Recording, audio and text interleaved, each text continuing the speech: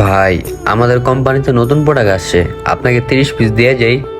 ধরুন মিয়া, আপনি এসেছেন আপনার নতুন প্রোডাক্ট লইয়া, আপনার পুরান মালই তো চালাইতে পারতাছি না, আর আপনি এসেছেন নতুনের খবর লইয়া, ওডি লইয়া পারলে আমার উদ্ধার করেন। ভাই, এই মালটা নিয়ে দেখেন, এবার চলবো। আর ভাই, আগে যে বাকি টাকাগুলো ছিল ওই টাকাগুলো দিয়ে দিলে ভালো হইতো। বস অনেক চিল্লাচিল্লি করে। ধরুন মিয়া, আপনি এসেছেন আপনার টাকার খবর লইয়া, আপনার আগের মালই তো আমার দোকানে পড়ে রয়েছে, উড়ি তো আমি ব্যস্ত পারতাছি না, আর আপনি আমার সামনে আন না, জানতো আনতে আপনি দেখলে আমার মাথাটা পুরো গরম হয়ে যায়। ভাই, এমন করেন না, আমার চাকরিটা চলে যাইব। ভাই, আপনি রাগ করেন না, আপনি এখন টাকা দিয়েন না, আপনি মাল বিক্রি কইরা পরে টাকা দিয়েন। এই এখন বলছেন কথার মতো কথাটা শুন না খুবই ভালো লাগলো। প্রতি মাসে একটা টার্গেট ফিল আপ করতে পারি না, কেমনে যে টার্গেট ফিল আপ করি।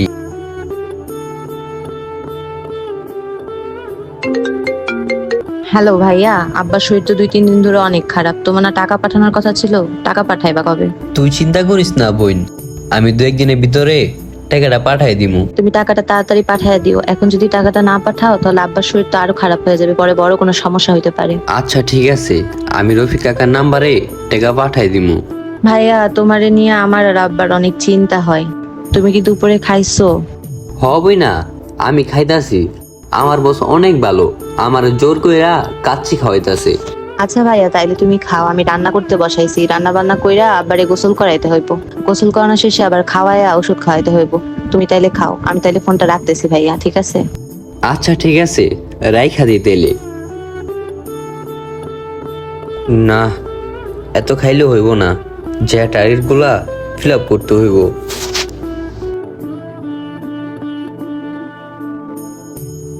বস, আজকে তো 9 তারিখ, আর আমার গ্রামের বাবা অনেক অসুস্থ। আপনি যদি আমার টাকাটা দিতেন তাহলে আমি 2 দিনের ছুটিতে গ্রামে যাইতাম। এই মিয়া, কিসের টাকা তুমি তোমারে? আমি হিসাব করে দেখলাম গত মাসে তুমি 20,000 টাকা টার্গেট ফিল আপ করতে পারো নাই, আবার আসছো টাকা নেওয়ার জন্য। বস, আমাদের যে প্রোডাক্টগুলো আছে সেই প্রোডাক্টগুলো কোনো দোকানদারই সেরকম ভাবে নিতে চায় না, তাহলে আমি এখানে কি করতে পারি বলেন? এই মিয়া, তুমি কি বলতে চাইতেছো? আমাদের প্রোডাক্ট কি খারাপ? তুমি মার্কেটিং ঠিকভাবে করতে পারো না, আবার আমার প্রোডাক্টে দোষ দাও।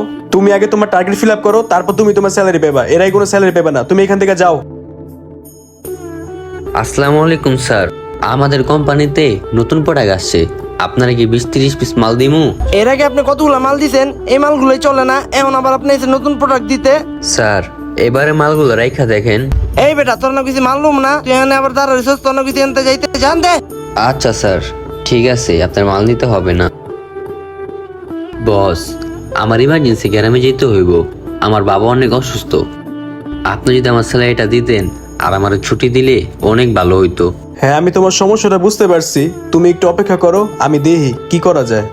বস, আপনি তো প্রতিদিন এক কথা বলতেছেন, আর আমি যদি এই মুহূর্তে গ্রামে না যাই তাহলে যে কোনো মুহূর্তে আমার বাবার খারাপ কিছু হয়ে যেতে পারে। এই মিয়া, তোমার সমস্যা কি? তুমি 2 দিন পর একটা না একটা সমস্যা আমার কাছে নিয়ে আসো। আমি তোমার সব সমস্যা দেখবো নাকি? তোমার বাবার কি হয়েছে না হয়েছে সেটা দেখার দায়িত্ব কি আমার? আমার কাছে এখন কোনো টাকা পয়সা নাই, যদি টাকা পয়সা হয় তাহলে আমি তোমার দিতে পারবো, এছাড়া কোনো টাকা পয়সা দিতে পারবো না। আর তুমি কি সেরকম কোনো কাজ কাম করো নাকি? তুমি তো টার্গেটই ফিল আপ করতে পারো না, আবার টাকাটাও করো। বস, এমন করেন না, দাঁড়ান, আমার একটা কল আসছে। হ্যাঁ, তোমার আর আসতে হবে না, আব্বা আর নাই। তোমারে কত করে বলছি, আব্বা তোমারে দেখার জন্য কত ছটফট করছে, তোমার হাতে পানি খাওয়ার জন্য কত করে বলছে। তোমার আর আসতে হবে না, তুমি থাকো। তল দিয়ে আমার বাবাটা মরছে, তোর আমি কতবার বলছি আমার পরিশ্রমের টাকাটা দিতে, আমার স্যালারিটা দিতে, তুই আমার পরিশ্রমের টাকাটা আমার দেশ নাই। তোর কারণে আজকে আমার বাবা মারা গেছে, এখন তোর আমি কি করুম তুই ক। যা, তোর এই টাকা তোর আমি ভিক্ষা দিয়ে দিলাম, তুই তোর কাজের ফল একদিন ঠিকই পাবি, মনে রাখিস। আর তোর চাকরি আমি ছেড়ে দিলাম, আর তোর এই কর্মের ফল তুই আজ হোক বা কাল হোক তুই ঠিকই পাবি।